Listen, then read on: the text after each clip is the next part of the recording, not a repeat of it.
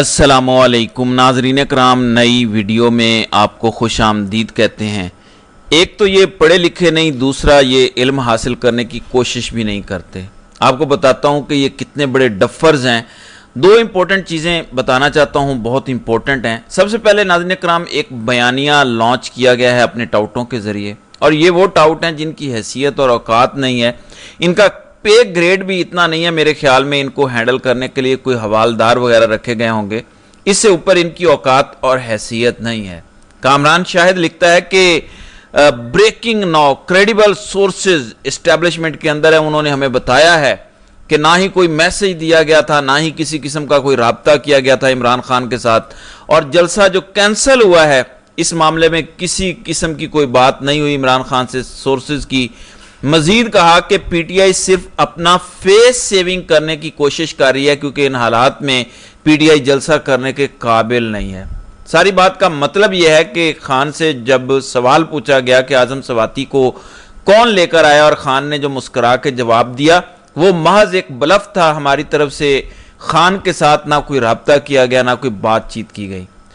ناظرین کرام، جس چیز کا ڈینائل آ جائے اور ذرائع سے آ جائے، اس کا مطلب ہے کہ 100% یہی بات ہے۔ یہ اصول ہے پاکستان کے ماحول میں، ویسے بھی ہے کہ ڈینائل جب آتا ہے تو مطلب ہے کہ لازمی وہاں پہ آگ لگی ہوئی تھی، اسی وجہ سے دھواں تھا۔ تو ڈینائل کے بعد آپ کو یقین ہو جانا چاہیے کہ کس نے عمران خان کے گھٹنے پکڑے، کس نے پاؤں پکڑے، اور کس نے کہا کہ یہ نہ کریں، اور خان نے پھر ان کی بات مان لی، ان کی ریکویسٹ مان لی، ان پر رحم کر دیا۔ یہ بات تو اب کلیئر ہو گئی ہے ٹاؤٹ نے کیا بولا ہے۔ اب آپ کو دو تین چیزیں بتاتا ہوں جو بڑی امپورٹنٹ ہیں، بڑی سنگین صورتحال ہے۔ ناظرین کرام، 28 اگست بہت امپورٹنٹ تاریخ ہو گئی ہے۔ حکومت نے 28 اگست کو قومی اسمبلی اور سینٹ کا مشترکہ اجلاس بلا لیا ہے۔ مشترکہ اجلاس تب عموماً بلایا جاتا ہے جب آپ نے قانون سازی کرنے کی کوشش کی ہو اور پارلیمنٹ میں فیل ہو گئی ہو یا پارلیمنٹ میں فیل ہو گئے ہوں، تو پھر آپ جوائنٹ سیشن بلاتے ہیں اور آپ اکٹھے نمبر کر کے قانون پاس کرنے کی کوشش کرتے ہیں۔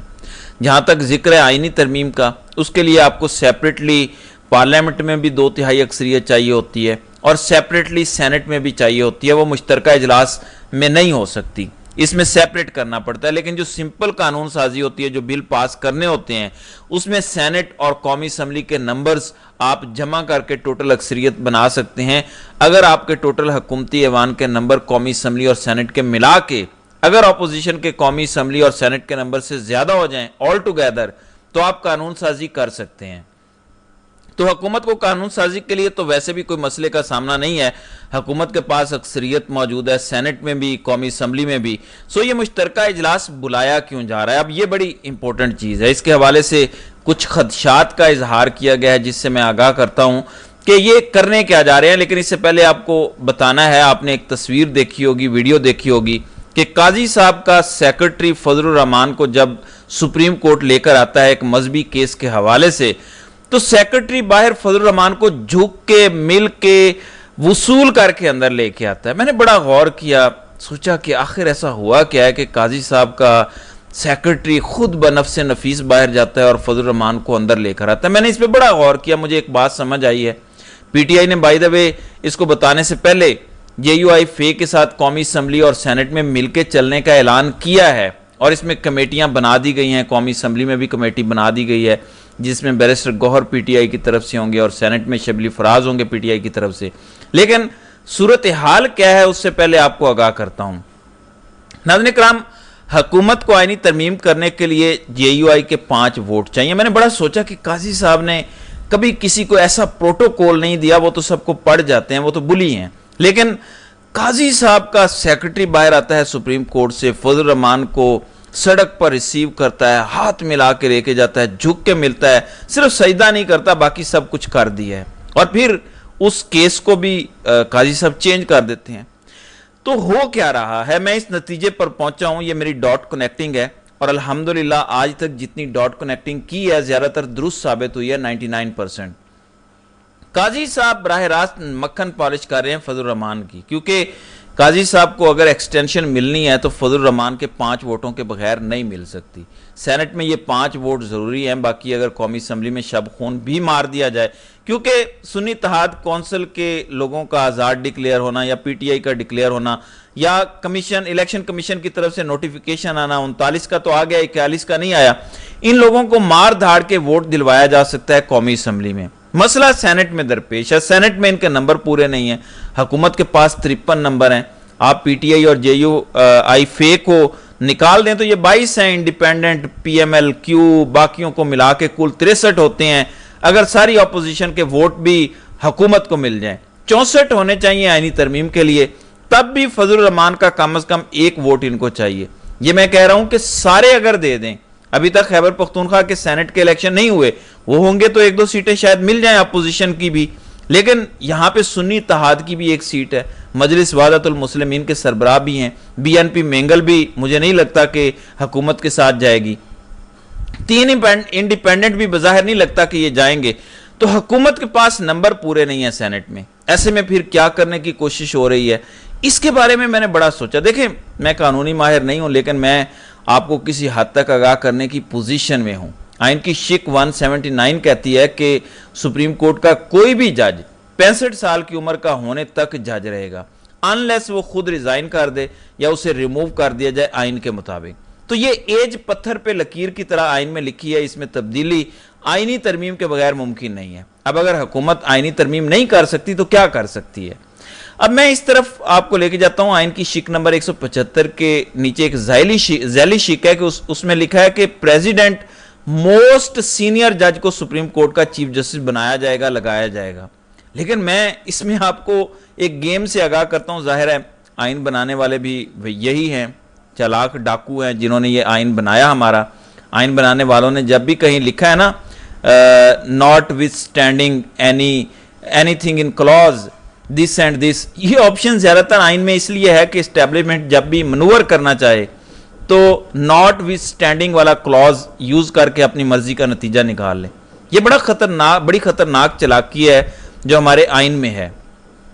اب جو ناٹ اسٹینڈنگ 1 ہے اور 2 ہے، یہ ہے کیا، یہ میں آپ کو بتاتا ہوں. نمبر 1 یہ ہے 175 کا. اس میں federal law, attorney general of Pakistan اور پاکستان بار کونسل کا ایک سینئر وکیل، یہ نمبر 1. اور نمبر 2 یعنی ایک کمیشن ہوگا، جوڈیشل کمیشن جسے کہیں گے، ججوں کی، وہ تقریب کرے گا.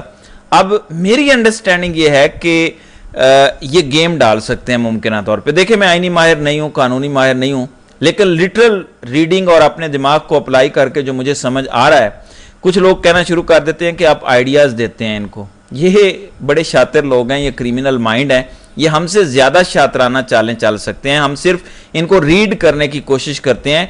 کچھ اسی قسم کی شک ہائی کورٹ کے ججز کے بارے میں بھی لکھی ہوئی ہے کہ ہائی کورٹ کے جج کا تقرر کیسے ہونا ہے. اب یہاں بھی لکھا ہوا ہے کہ موسٹ سینئر جج ہونا چاہیے ہائی کورٹ کا.